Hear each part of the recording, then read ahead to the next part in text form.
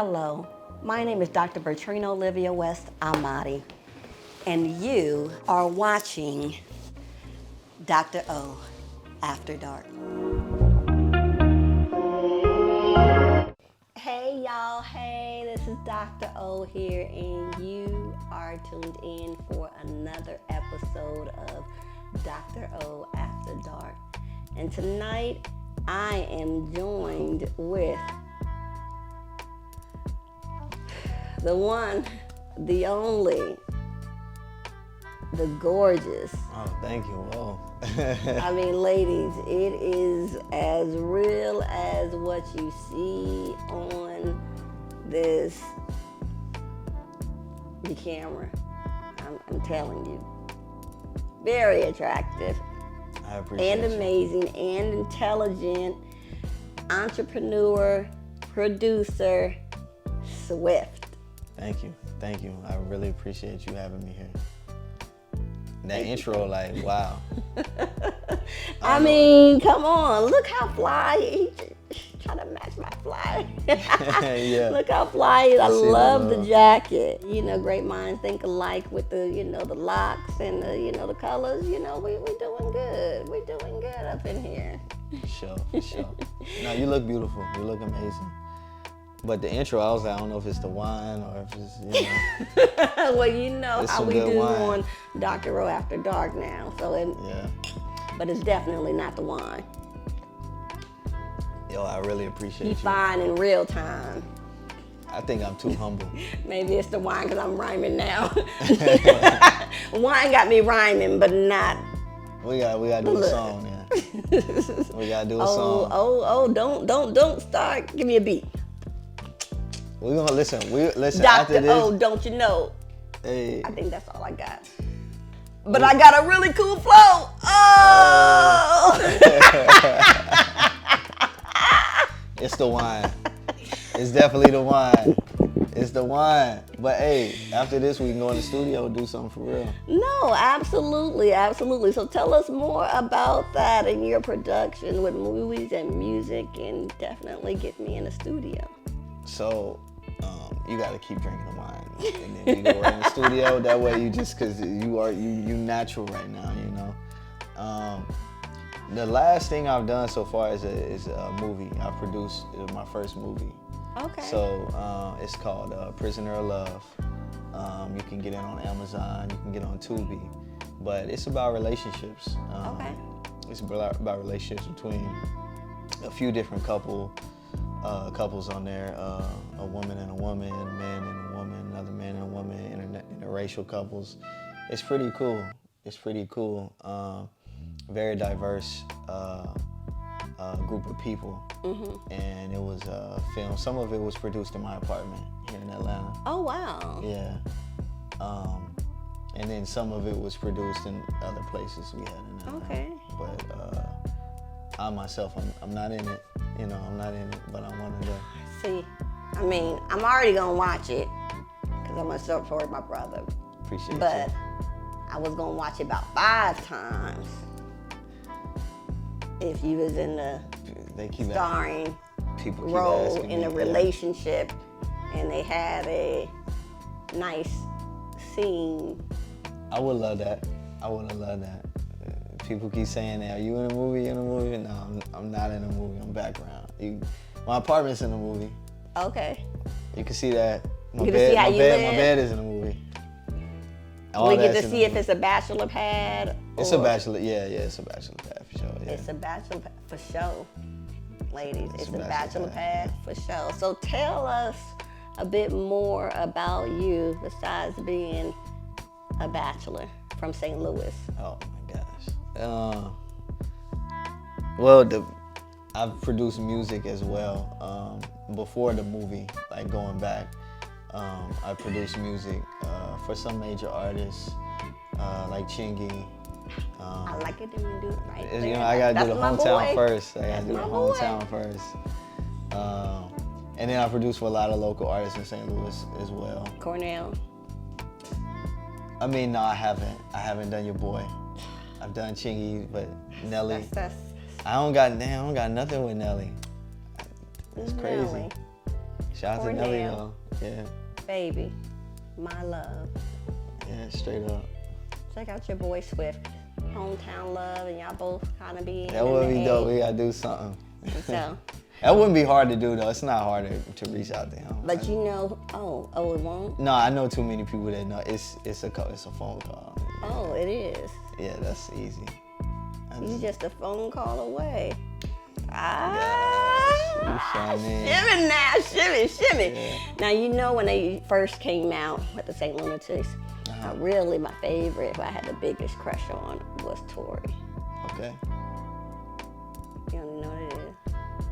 You gotta tell me the stage name. You naming the government name. Exactly, because that's how deep it goes. That is. That's how me and my boo do. Yeah. Murphy Lee. Oh, okay. I never knew Corey that. Something. Yes. I never knew that. Yeah, you know in St. Louis we only do street names. Stage name, street name. Unless you know. Yeah. You're their love and dear to their heart, then we call them by their never first, knew Murph's dirty name was then Tori. We call them, dirty Murph. Dirty.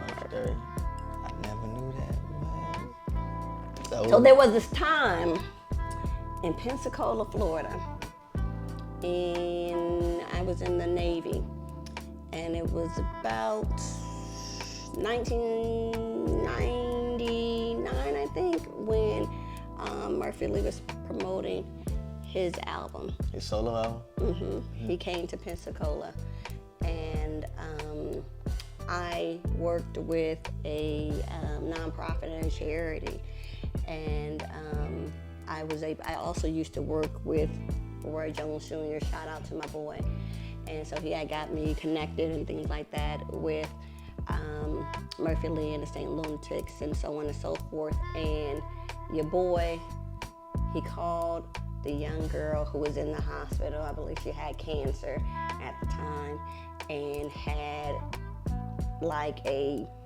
2-hour-long conversation with this young lady. It meant the world to her, unfortunately, because she was in isolation. She could not have any visitors. Otherwise, he said he was gonna come up there and visit her. But he was, and still is, the stuff. He's the stuff. But that don't take away from you, Cornell. You still. Yeah, women love him, still. I mean, do you not see why? Shout out to Nelly. Shout out to Mo. Shout out to Mo Dirty. Shout out to Mo. So tell me, what was life like for you growing up in St. Louis? St. Louis is unique. St. Louis it's not like any other city I've ever been to. Okay.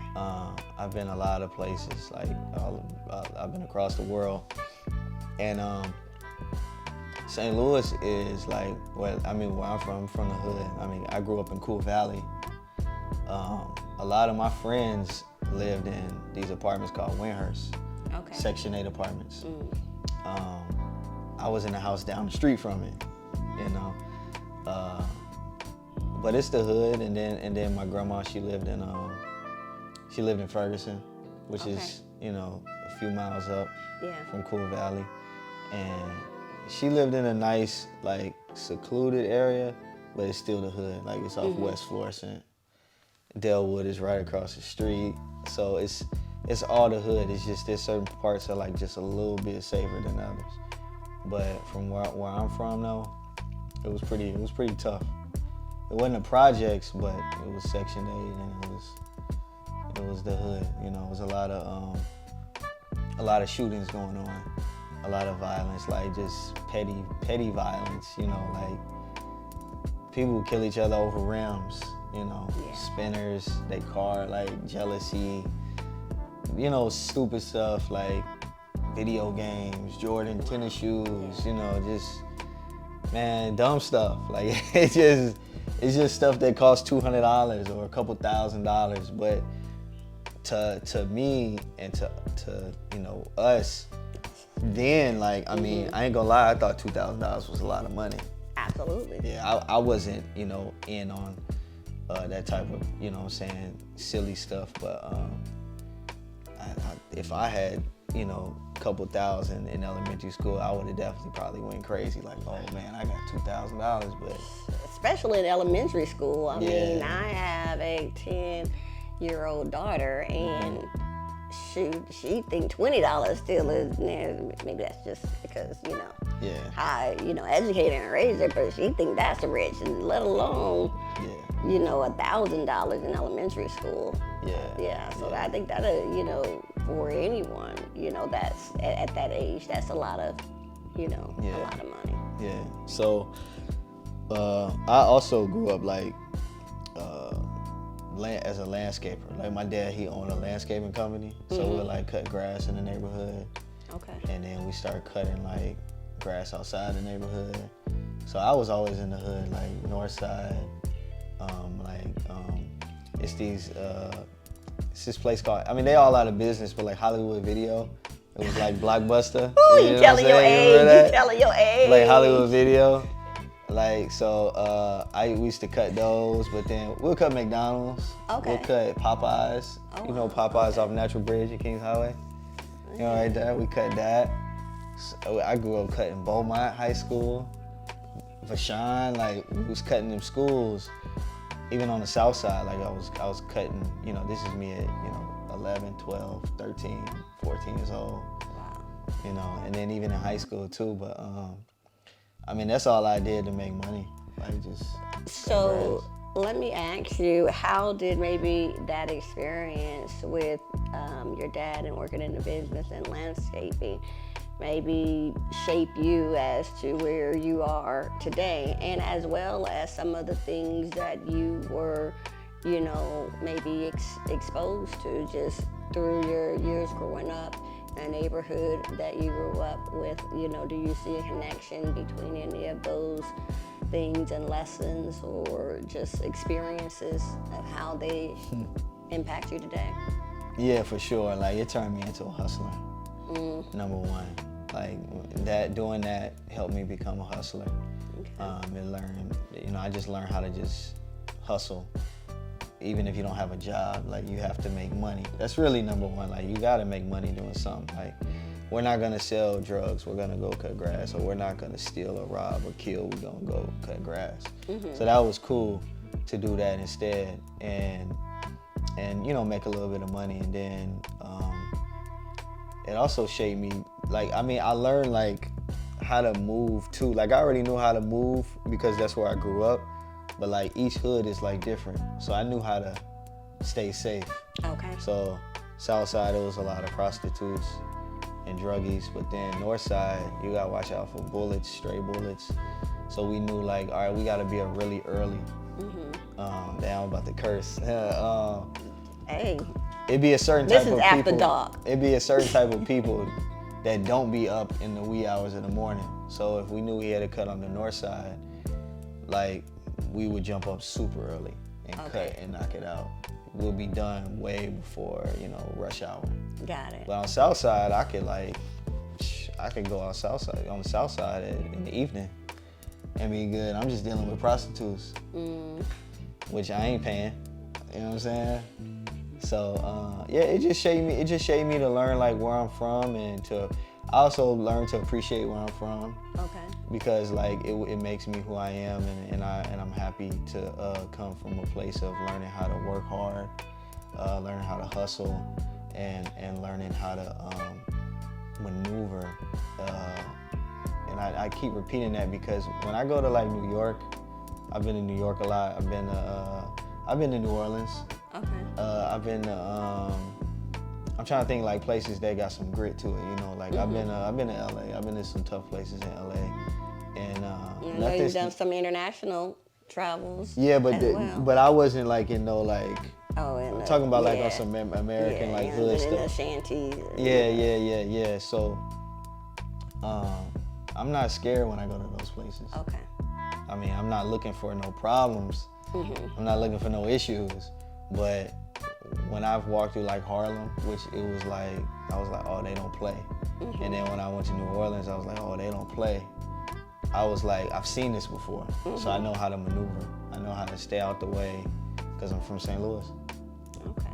So that's pretty much it. And I know you shout out to New Orleans, but Baton Rouge, we don't play. Just Nah, y'all don't. Y'all don't. I don't think no part of New Orleans play. Like, y'all tough. Baton Rouge is the capital. Capital of what? Tough? Louisiana. Oh. What I say? I think St. Louis the toughest place in the world, man. Man, St. Louis so dangerous.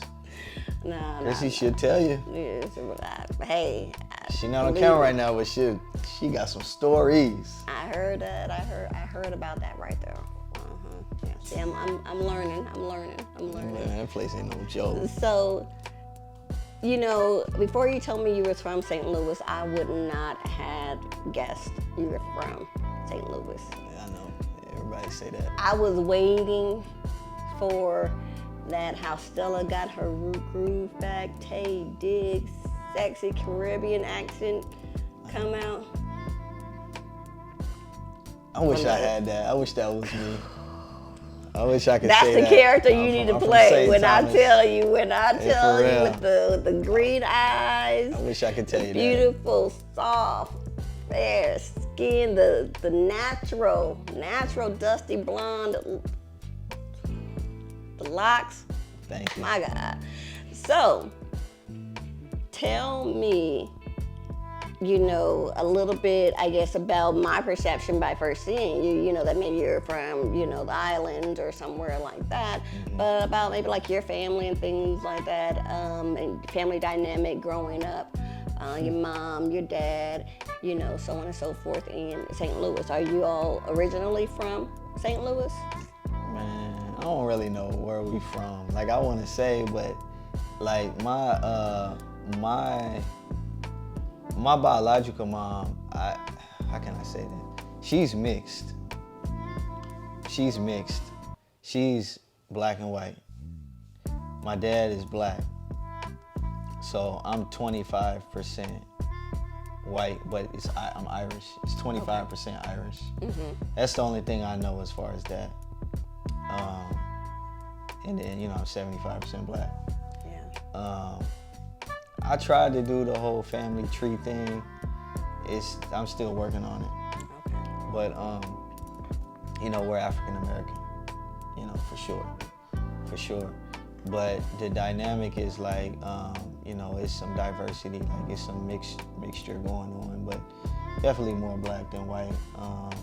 I didn't grow up with my biological mom. I never had a relationship with her growing up, like ever. Like from as long as I can like remember being conscious to being all the way like 19. That's when I met her, like for real. Oh, wow. That's when I was introduced to her. She hit me up on Facebook.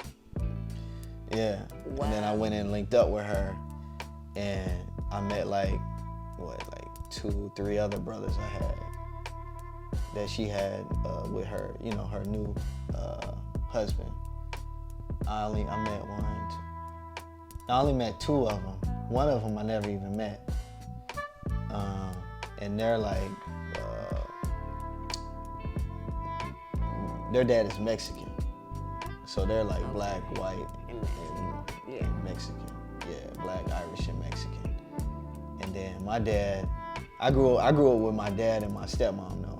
Okay. Yeah, so I've known her my whole life. Since I was conscious. Like I've known her since I was like, she's been my mom since I was, you know, like 4 or 5 years old. So I got an older brother. We have the same dad, same mom, but I got two younger brothers that my dad had with my stepmom. Okay. Yeah, and they're just so black. You have two. So your mom and your biological mom and your biological dad have 2. Yep. And then you have 2 with your biological father and your stepmother. Yep. Okay. And then my biological mom has another 3 with a Mexican guy. And your sibling, I don't know if it's a brother or sister, with both of your biological mom and dad, are they older or younger? They're younger. They're younger.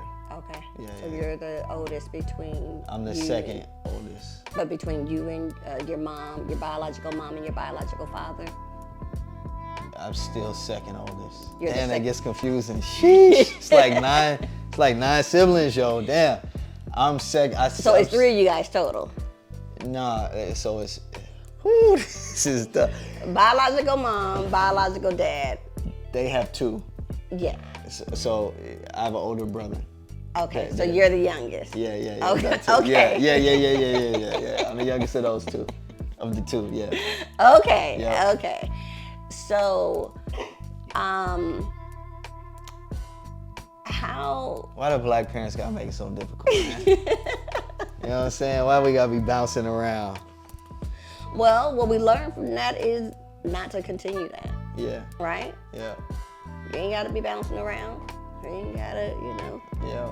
let your thing hang low, let it wobble to the floor. Not tied For in real. the knot, can you tie it in the bow? Can you throw it over your shoulder? Nah, we too grown for all that. Sure. Now I can see why you may want to spread the wealth for all your gorgeousness, but we don't have to. We don't have to. Yeah, we If don't you have choose to, more power to you. you. You know what I'm saying? That's it. For real. But, if you don't have to, you can just, be patient, deal with the ups and the downs.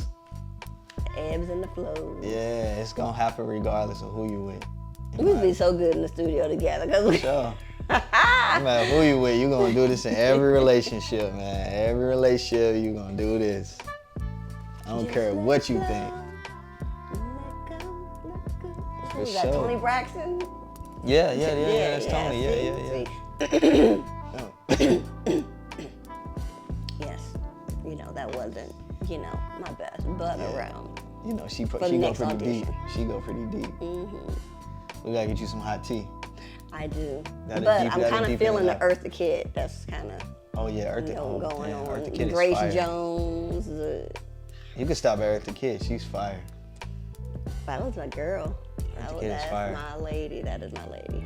So, back to your upbringing. I wanted to know how was that for you to have your biological mother reach out to you on Facebook, no less, and Thought it was find catfish. out that she has a whole nother family? I thought it was catfish at first. I don't know how. I thought it was like it seemed weird, but when I linked up with them,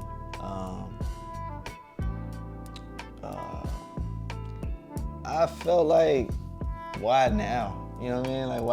Why at 19? Like that's kind of weird. You should have been trying to establish something when I was much younger. But she was kind of breaking down that she wasn't able to, for whatever reason. I don't.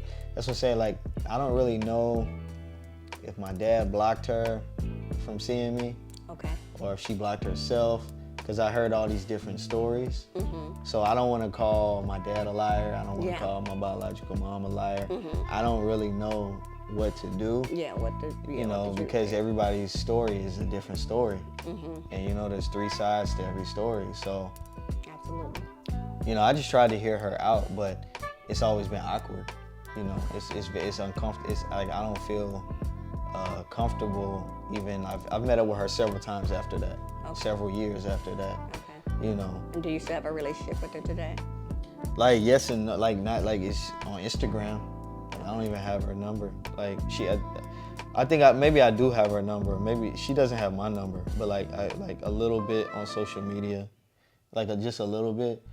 Only because like the few times that I've talked to her, I just have questions. You know what I mean? Okay. And the answers that I get to the questions, sometimes they make sense, sometimes right there at the moment, but then when I go and think about them and let it set in, sometimes the answers don't make sense, and it's just so confusing. So it's hard because of that, but also because I I don't, and I've told her this, I don't feel connected. Like I don't even, you know, I'm sorry to say this may really hurt you. I've actually told her this, but I don't even feel like you my mom. Like I don't even feel there's no feeling. Like I don't look at you and feel like, yeah, that's me, or there's zero energy connection. It's just nothing. It doesn't even exist. Do you have that with your stepmom?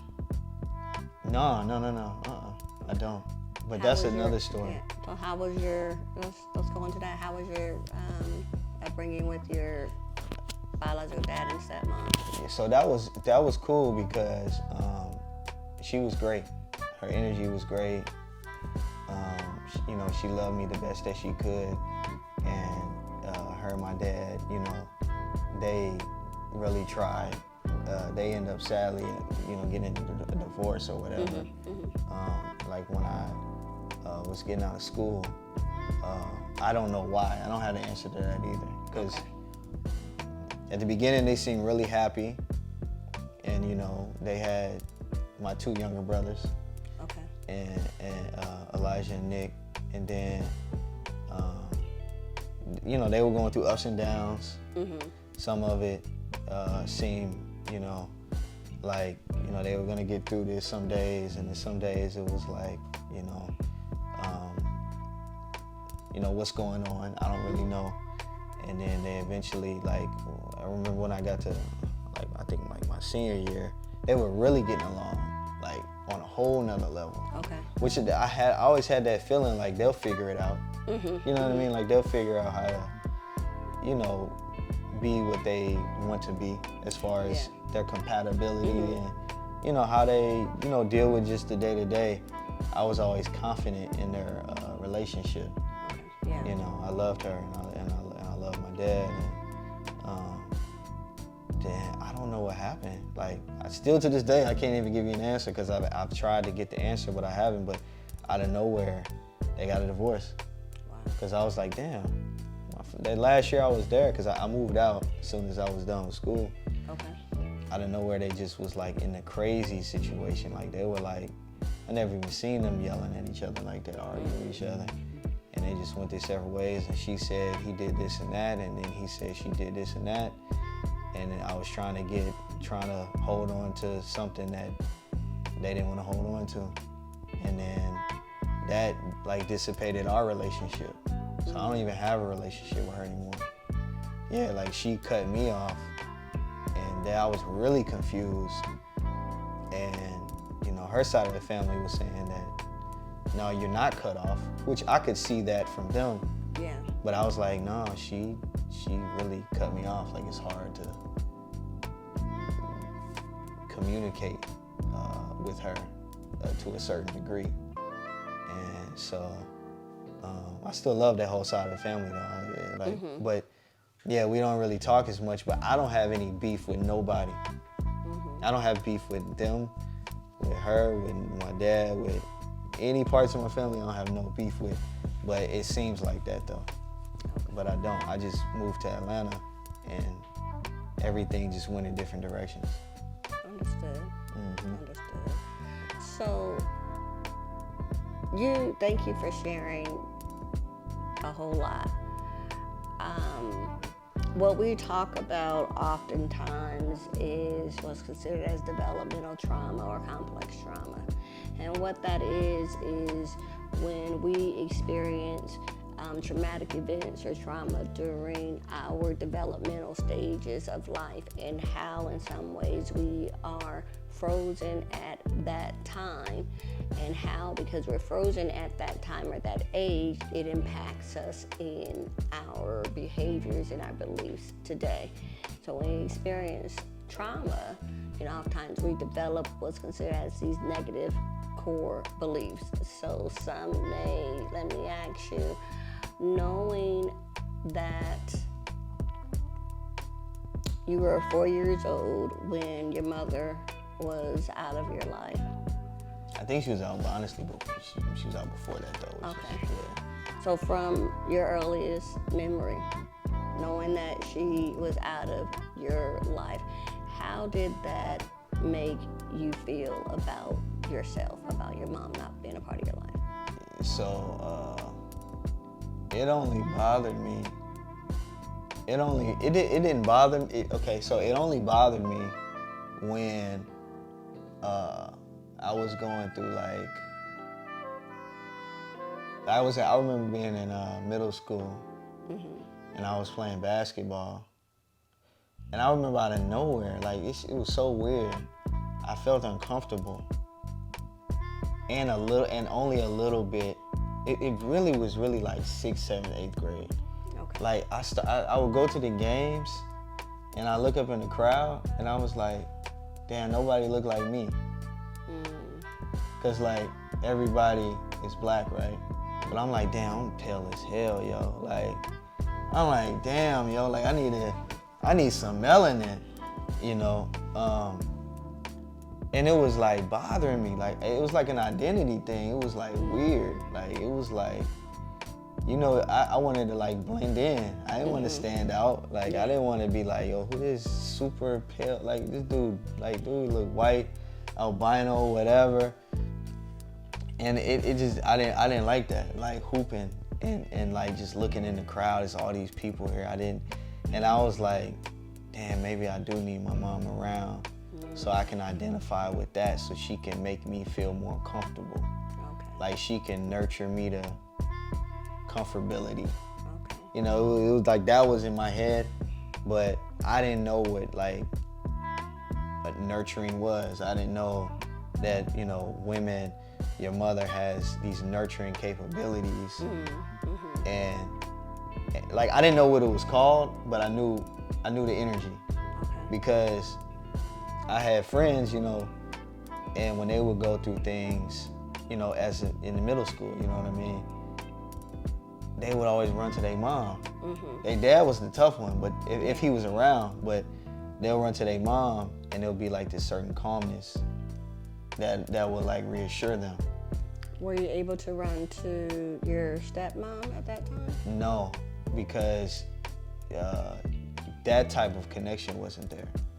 Like she was definitely supportive for sure. Like, Yeah. definitely supportive. But nah, she didn't have that effect on me to like get me to like take a deep breath and just relax. It's not a big deal. Like, dude, you tripping over your skin? Like, what are you doing? Like, it's cool. You know, it was that reassurance wasn't there.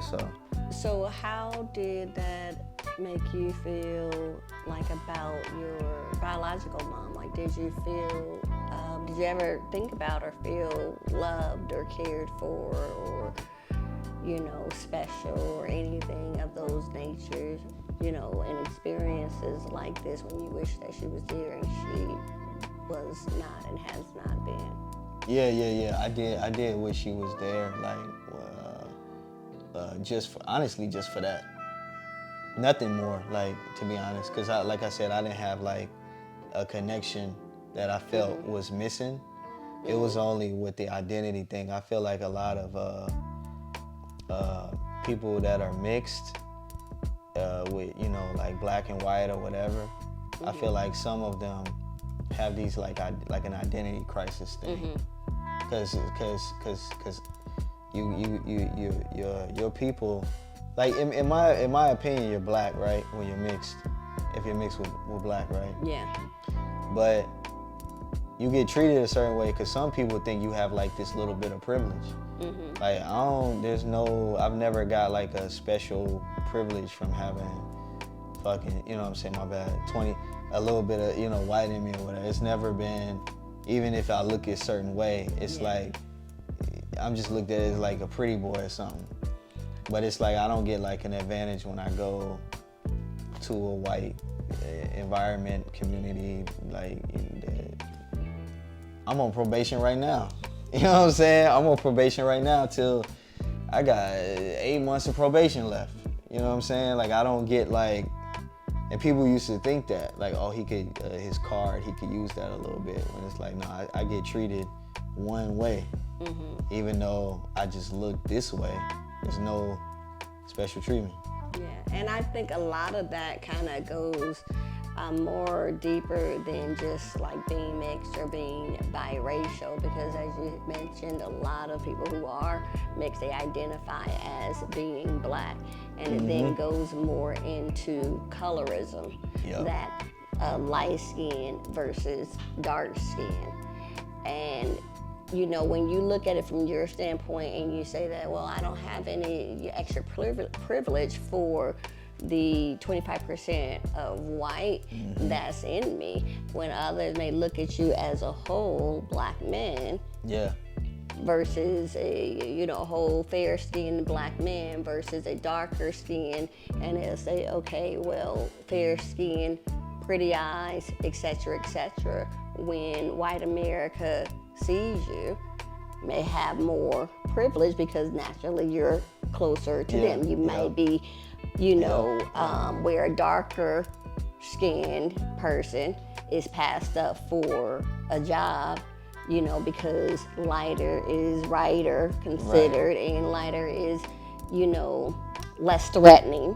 And all of those, type of things as well. So we can go on and on and on, in regards to, just the impact of, colorism from both sides.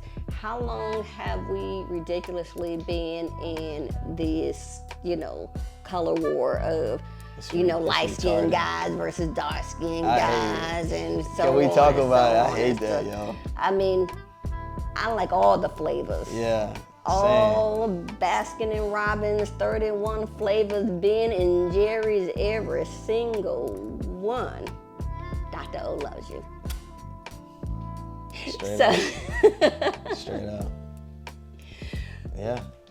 Well, absolutely. So I would love to, just kind of hear a little bit about, maybe some of the things, if you ever felt like, some core beliefs of what we may often feel like is, especially with your, identity, some identity struggles is, and being disconnected from that side of the family.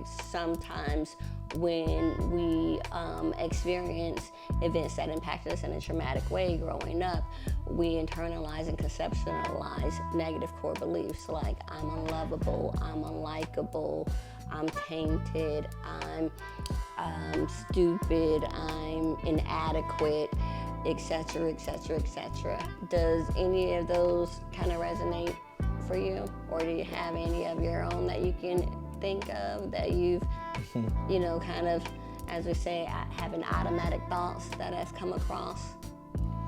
No, I'm pretty confident. I only, went through, I went through those things, like I said, in middle school. But as I gotten older and matured, on my own, and figured out what was what, and what I was missing and all of that, then, I definitely overcame that. Okay, it is what it is, you know what I mean? It is what it is, the way I look. And yeah, women like it, for sure. But I guess it's hard to talk to somebody about it. Most people it's hard to talk to about, because, oh, you get all these girls, man, look at you, man, you got this, which is cool, but it wasn't about that. It was more like, people feel comfortable when they see other people that, me and you have locks.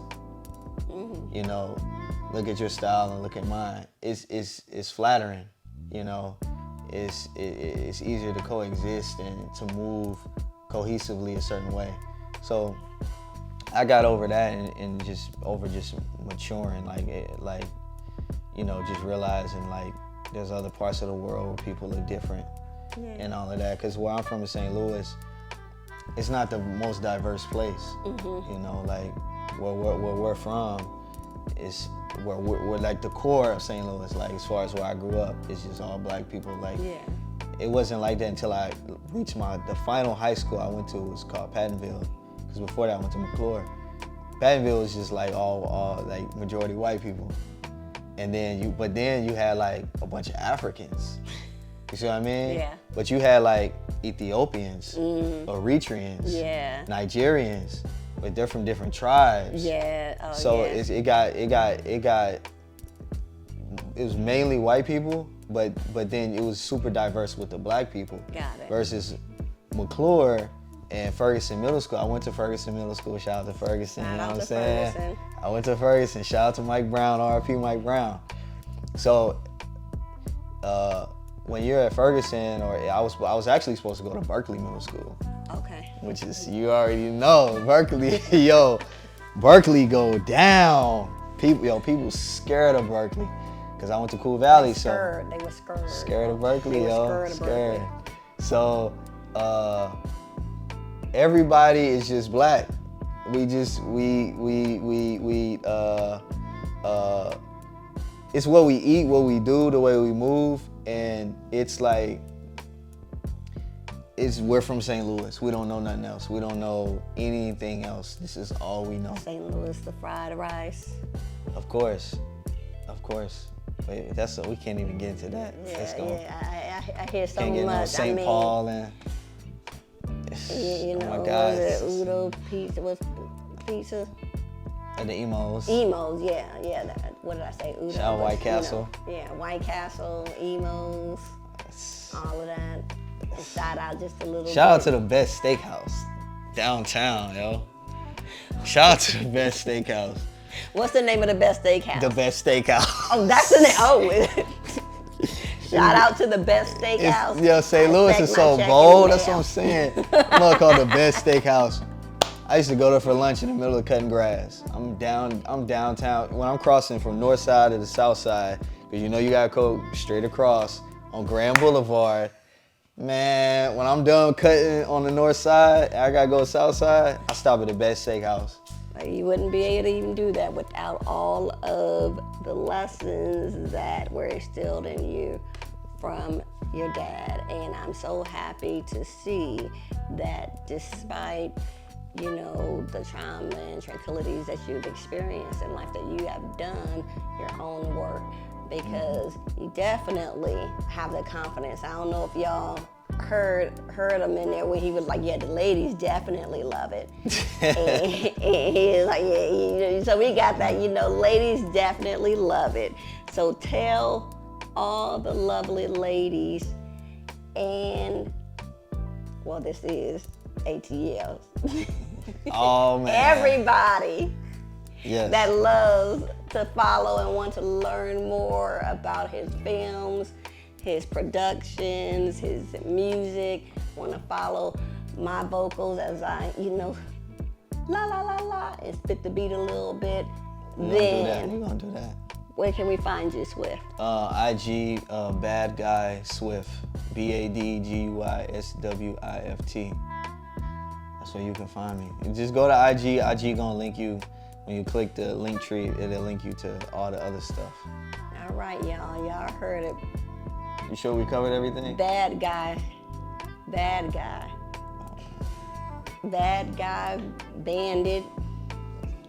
the green eye. Man, ladies, y'all see how long these locks are? You know what you can do. I'm just telling you, bad guy, bandit. I'm too Holla humble. at your boy.